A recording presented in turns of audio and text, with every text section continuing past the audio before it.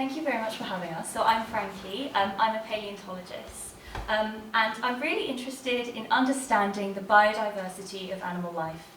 So animals today are a massively diverse group, and they all look radically different from one another. Some of my very favourite animals are on the slide in front of you. And I'm really interested in understanding the origins of this rich biodiversity. And if we want to understand the origins of animal biodiversity, we have to turn to the fossil record, which records information on the more than 99% of all species which have ever lived but are now extinct. And when we do that with animals, we actually have to look back into deep time in the oceans more than 500 million years ago. And what we find there is something kind of magical and bizarre. So we'll see if this works.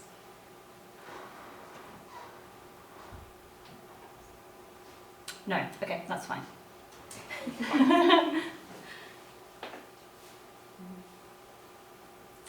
So this is a video that we put together for an exhibition in Oxford called First Animals. And what you can see is a sea floor from about 500, just a little over 500 million years ago. And some of the things should be quite familiar. So those globose things are sponges, which if you snorkel today, you can see. There are comb jellies, again, if you're a snorkeler. But there are other things which are a bit strange, like what's that gliding across the screen in front of you, or this charming walking worm that's making his way across the screen with his beautiful little bulbous face. There's nothing alive today which looks like that. And I think the most bizarre thing, yep, it's just entering now. This is called a vetulacolian. It has a strange parrot-beaked mouth, and then the rest of it is essentially a swimming pharynx, so the gill bit of a shark, that's the entire animal. So when we reach back this far in time into a period we call the Cambrian, we find this mix of stuff which we can recognise and the fantastical. And now back to my presentation. And so what I'm really interested in finding out is what determines the winners and losers of evolutionary history. Why did sponges make it to the present, but those delightful walking worms didn't?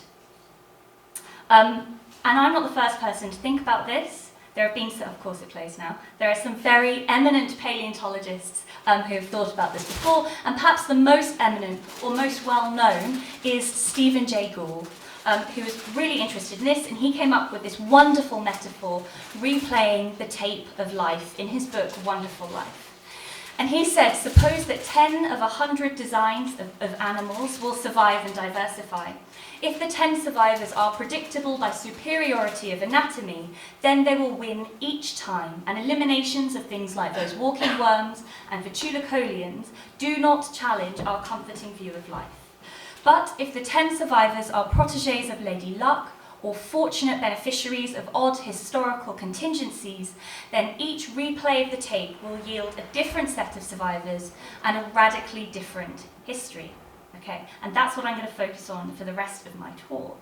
So first of all, what did Gould mean when he said superiority of anatomy? In short, he meant natural selection. So this is a theory proposed by Charles Darwin in 1859 in his magnificent book on the origin of species. And basically what natural selection is to say that living things change through descent, so parent to child, with modification. So my genome, my full complement of genes, are slightly different from those of my parents. And when we apply this idea of natural selection over an environment which is changing, so you can think about biomes you find on Earth today, like grasslands, tropical rainforests, etc., you essentially end up with the idea of survival of the fittest. So you have 20 individuals, each have a subtly different set of genes. Some of those genes will make you fitter to your environment than other genes, and you end up with the majority of organisms in your population having those genes because those organisms go on to reproduce and thrive. Genes that make you less fit, are less adaptable to change or whatever in your environment, will eventually, first of all, they'll drop off and then eventually they'll go extinct. So this is a very slow process. In evolution by natural selection, we don't expect big changes over short timescales. So we know this is true. We can literally observe natural selection today. But the question is, does this concur with what we see in the fossil record, which is our only direct insight into the evolution of groups through time? The answer is sometimes yes, but sometimes no. So, and we've known this for a long time. So on the left, you can see a plot that was produced by a German scientist called Ernst Haeckel in the 19th century. And on the left, all you need to know is that you're looking at time. So the bottom of the slide is most ancient, and the top of the slide is most recent. And in that branching diagram of a tree of life, any branches which make it to the very top of the graph are extant, they are living today, and everything else is extinct.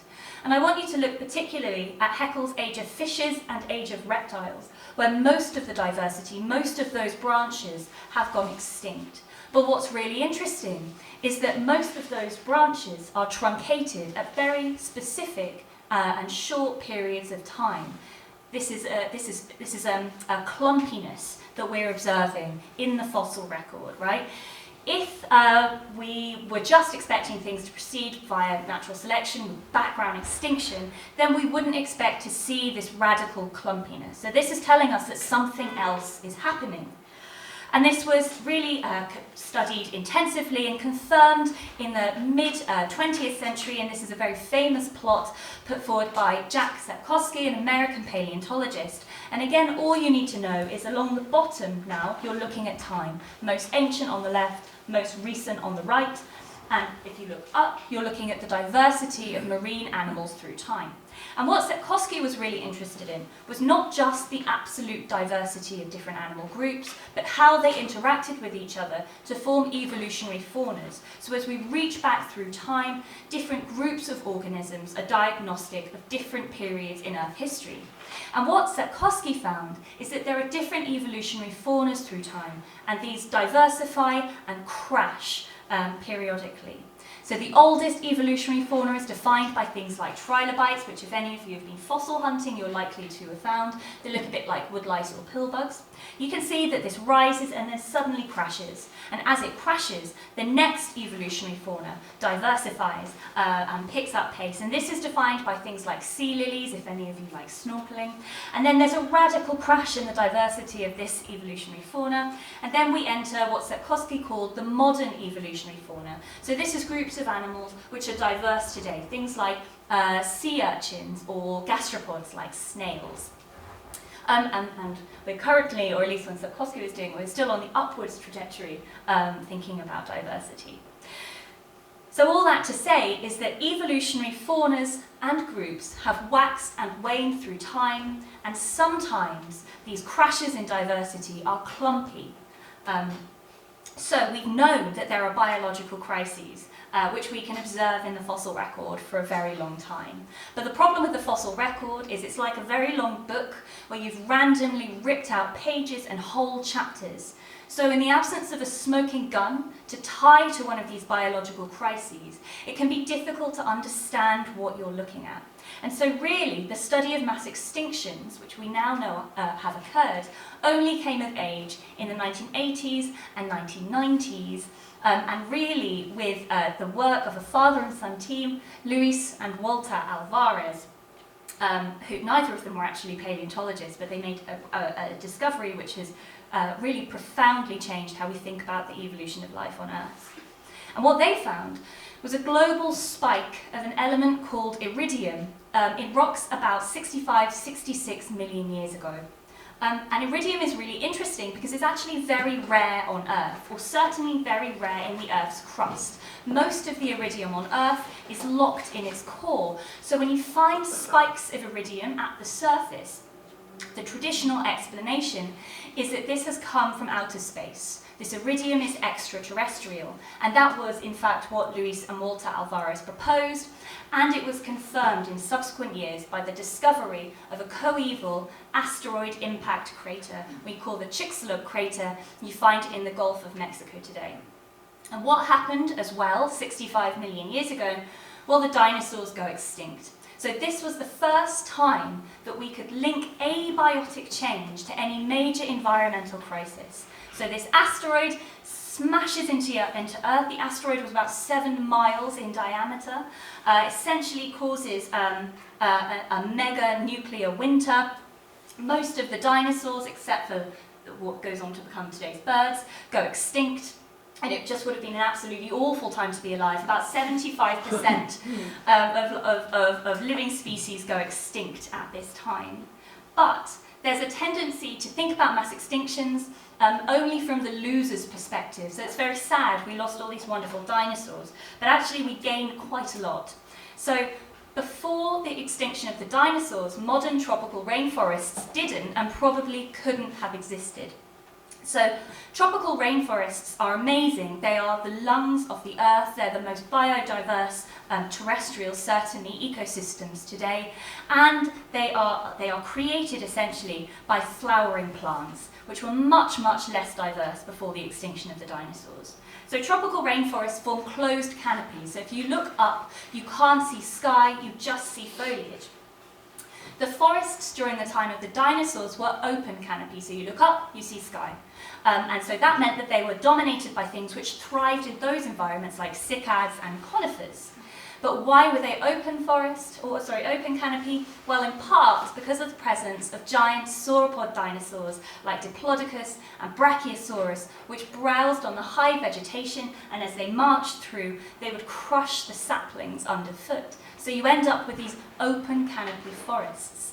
So, mass extinctions draw evolutionary trajectories that can't be predicted from pre-extinction ecosystems. They just wipe the slate clean, but not always for bad. I mean, it's very sad that dinosaurs went extinct, but we got wonderful tropical rainforests out of it. And if the dinosaurs hadn't gone extinct, then the mammals probably wouldn't have diversified, and we probably wouldn't be here today. So we can thank a 7-mile-wide asteroid for us being on Earth. I want to talk to you now about a mass extinction event which is far more severe than the extinction of the dinosaurs, but I think is less well known in the public sphere. And it's an event that amongst paleontologists we call the Great Dying. So between about 85 and 90% of species go extinct at this time. And it happened during the Permian period, about 252 million years ago. And the Permian period was characterized by thriving swamps and desert systems. And the things which ruled on land were these sail-backed reptiles like Dimetrodon, which some of you might have heard of, and these bizarre gorgonopsids, which you can see on the right-hand slide. These, we call them the mammal-like reptiles. They were ferocious, meters long, and have giant saber teeth. And these guys ruled on the land, and in the oceans there were giant sharks, some of them with just awful chainsaw-like teeth, and we still have those trilobites scuttling along the seafloor. And all of these groups go extinct in a geological blink of an eye. So what happened? Well, it's not quite as straightforward as with the dinosaurs, unfortunately. But what we do know is that there were volcanic fields, we call the Siberian traps. These were about the size of Australia, erupting, belching toxic fumes up into the atmosphere at the time. And there are many, many different impacts of volcanism on this scale, all of which come to bear in the extinction of these groups. So there was a massive depletion of oxygen in the oceans at this time, and this happened at the same time as a slowing of the oceanic currents for reasons I don't have time to go into and we don't fully understand. And this also happened at the same time as massive increases in the level of carbon dioxide in the oceans. So there was huge amounts of, there would have been acid rain, maybe even bubbling seas in shallow areas. It really was an absolute hellscape. And all of these factors come together like those 7 stabs in Murder on the Orient Express to cause, or 7 to 12, to cause the end Permian mass extinction event, which reset the stage completely. So what happened after the gorgonopsids went extinct, after the sailback reptiles go extinct? Well, the dinosaurs diversify, and they rule the land for the next 200 million years. So mass extinctions reset the stage for new players to appear and diversify, but fundamentally they are chancy events. We now know there have been at least 5 mass extinctions in Earth history. So I've told you about the most recent, 6 million years ago, that killed the dinosaurs, and the most serious, the end Permian mass extinction event. And these two are very clearly forced by external factors like asteroid strike. But actually, in mass extinction events, there can be an interplay between life and Earth. And some of the earliest mass extinction events we know were at least in part driven by the evolution of plants on land. So plants colonize the land. What happens when plants colonize the land and grow, for example, rooting structures? Well, that weathers rock. And what happens when you weather rocks like this? Well, that draws down CO2 from the atmosphere, creating a kind of anti-greenhouse effect and freezing the Earth. It sent the Earth into a massive, deep freeze, a huge ice age. Now, we live in an ice age, but ice ages are actually really rare in Earth history, and they can have absolutely catastrophic consequences. So Earth goes into this deep ice age, but actually the position of the continents is important here. So continents are moving all the time. So if you fly from Boston to New York, every year the Atlantic is opening, meaning that that flight is an inch longer than it was the year before. So the continents are in constant motion. And at this time in Earth history, the continents were all in the southern hemisphere. And that meant that there was nothing at the tropics for these poor animals that couldn't survive in icehouse conditions to escape to, and if you can't migrate, you go extinct. So, what would happen if we replayed the tape? Well, the shape of life today is a combination of processes we understand, natural selection, and we can think of that a bit like destiny. So if we think about plants, rooting structures are great. They allow you to do all kinds of things. So it's not a shock that plants with roots diversify and spread all over the Earth. But there are chancy events, geological happenstance, which can then trigger mass extinctions, like the position of the continents when plants were evolving and taking over the Earth. So there are many possible alternative worlds and many, many lost worlds, and I think that we are just protégés of Lady Luck. We were not preordained to rule, and mammals will certainly go extinct before the lights go out. And with that, I'm going to hand over to Penny and Jane.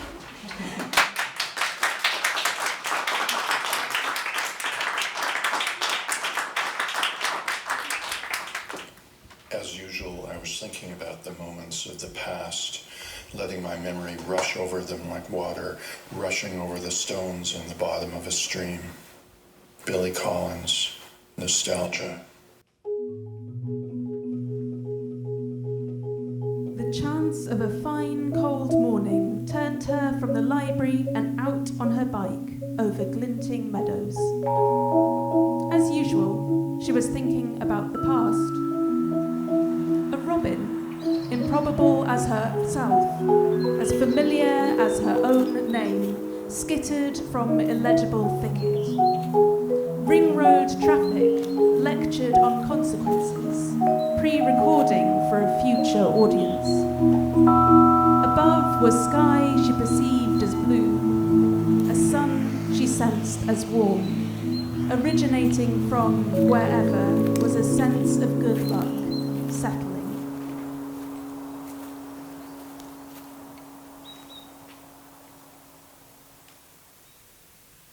How the stories began. Imagine it. Night falling, snow beginning too, the horses weary, slipping on the loose descent. A shard of rock kicked down by chance, the moment it all hinges. But no. Imagine it. Daylight filtering through a moving veil of snowflakes, the horse on the ascent, a scrape, a clumsy hoof that sparks the discovery of discoveries. No. No. Imagine, dusk or twilight, maybe dawn, 6 till 6, crammed full of method, no stone unturned.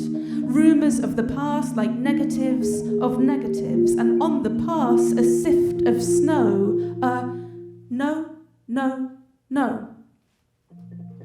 A knowing scientist, his assistant, a canny wife, his daughter blast the snow, all sifting through the jumble sale of time, looking for the right answer in the wrong place, then looking for the question. Here? No. No.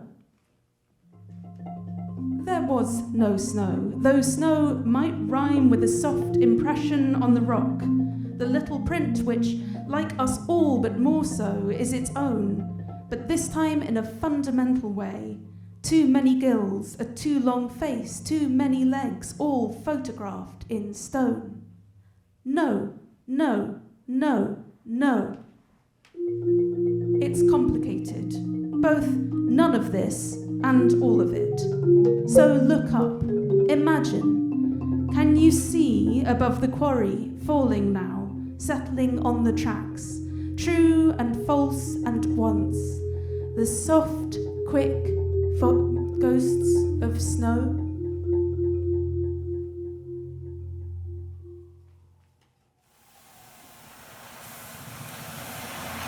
Belongings. There's many a lost life to find out here, stamped in the rock. In right light, there's a little litter of dead things, slantwise, there even if you don't think of them. Things you mistake maybe for feather or frond are in fact the start of what might turn out a kind of thumbprint, unthinkably later down the line. Bubbles and pits in the rock all mean life, or point towards it in a sort of way. Then the tide washes in and wettens it all, just as ever it did, and turns everything to sky.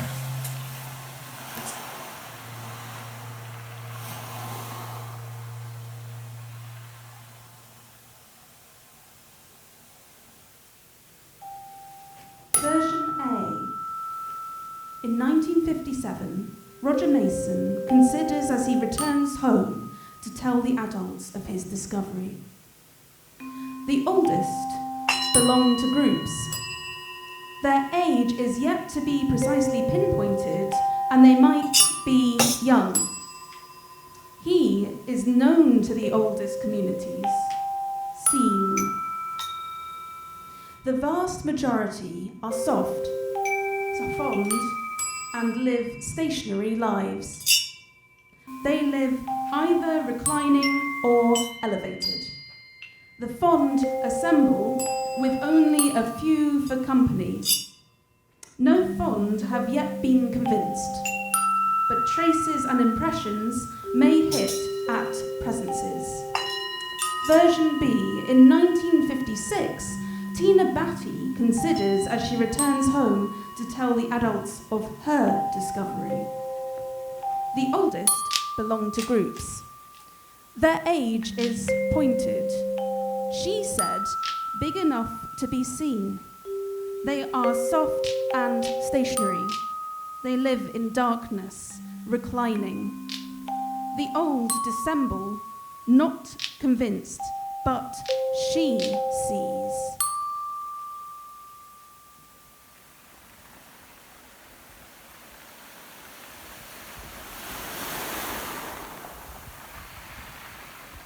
It is not the strongest of the species that survives, not the most intelligent that survives. It is the one that is the most adaptable to change.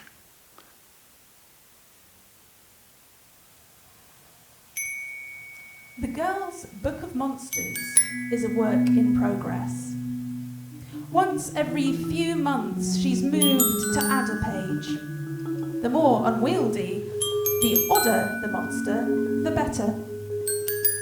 This time, she begins with a lozenge of a body, adds a berry cluster of exactly 5 eyes, a card shuffle of legs arrayed in such a way as might mean something in the language of the fan, a lobster spread of tail, and almost as an afterthought, at the tip of the head a nozzle, at the tip of the nozzle, why not, a beaky claw for grabbing.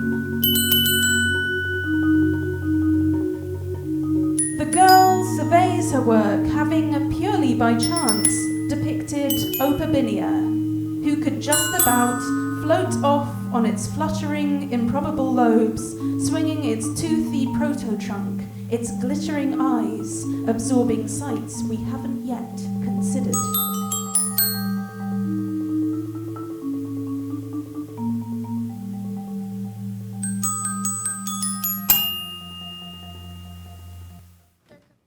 Pocked and dimpled bean. Grey-scaled torso, misplaced fins. Whiptail afterthought. Beginnings are hard.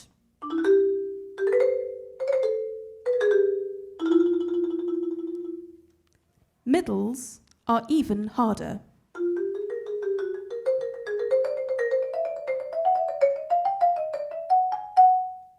Endings are hardest.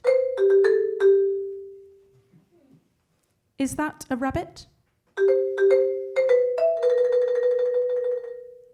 Or is it a unicorn?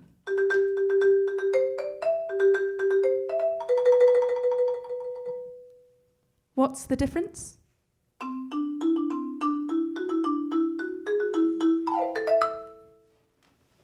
Five-eyed Hoover nose.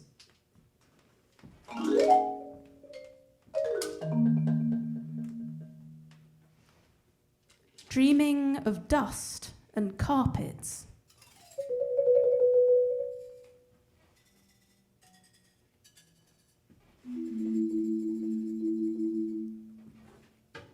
Wistful as sea mist.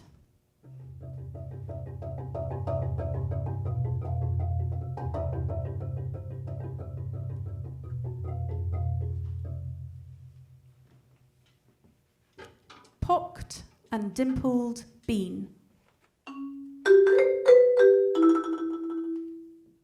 Middles are even harder.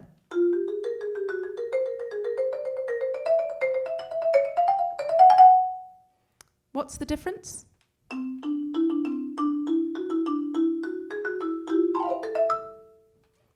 Beginnings are hard.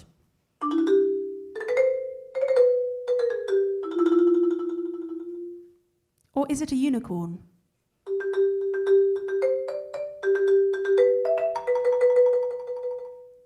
Wistful as sea mist.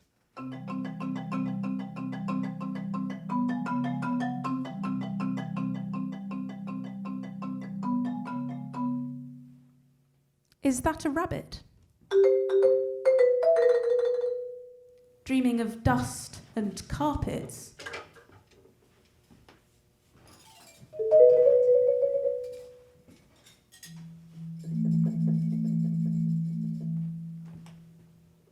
Whiptail afterthought.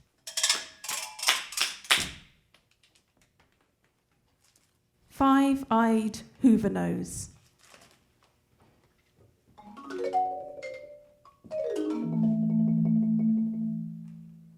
Grey-scaled torso, misplaced fins.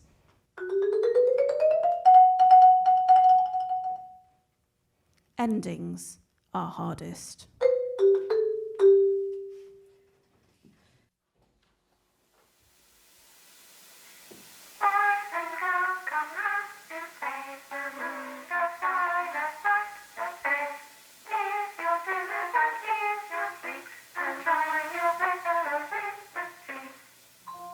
And the moon. Oh, the moon back then. So much brighter. Closer too, so that on paper sharp nights it was tossed, a shining rock above skittering seas, near enough to feel. And in those days there was no pole star, nothing to tether us. Orion was bound by no belt, you could only guess at the shape he'd be. It was all in front of us then, time, that is, we had it all to come. Days blurred by, perfectly unnumbered. Days melted into the haze of living, so the degree-thin creatures in the bottom of the sea, bewildered by this business of being alive, looked around one day to find themselves suddenly dead. Impressed, grey, swaddled on the seafloor and dead.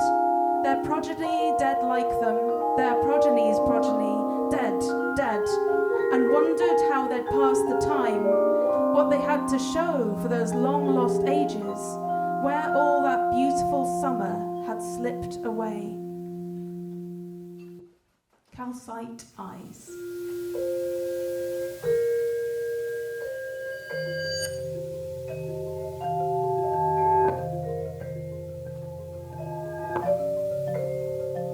Methought his eyes were two full moons. William Shakespeare, King Lear.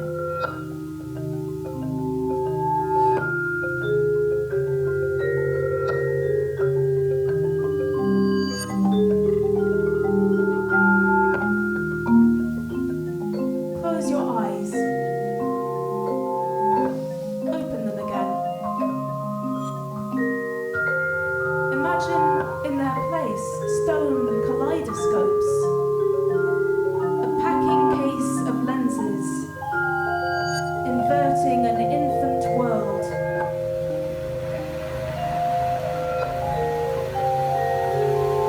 Picture your eyes full moony, taking in mineral and chasm. What you see now isn't seascape, not sand, not coves, not seaweed, but a feel of things. Feel for things. A littered seafloor, glancings of the dreamed of sun. What you see through stone eyes is magnified. Sparks and gobbles light, is bubbled tufa, is time-resistant chords, is unguessable movement, is clean slate. A pebble caught in the surf's suck and spit, the round familiarity of it helps you understand.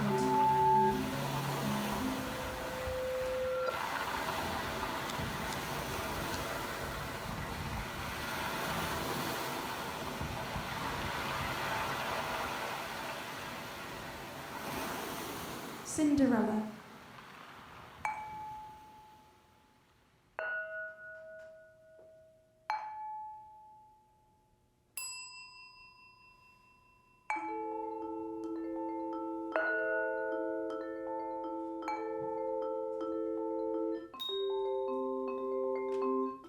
$500 million years, a lady in waiting.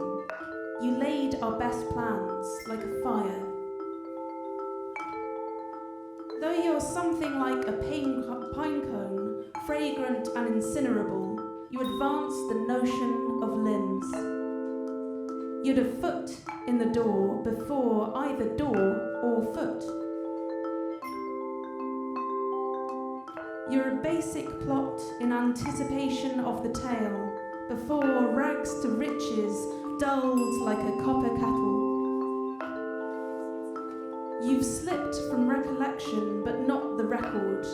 Your effects littering the China landscape like improbable slippers.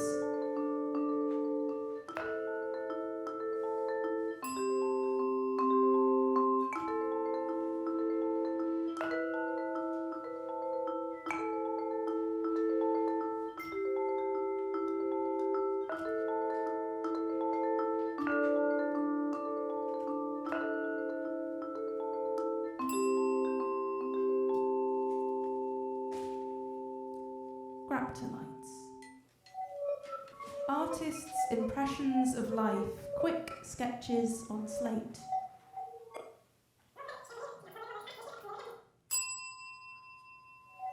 Almost roommates, kept apart by the walls of themselves.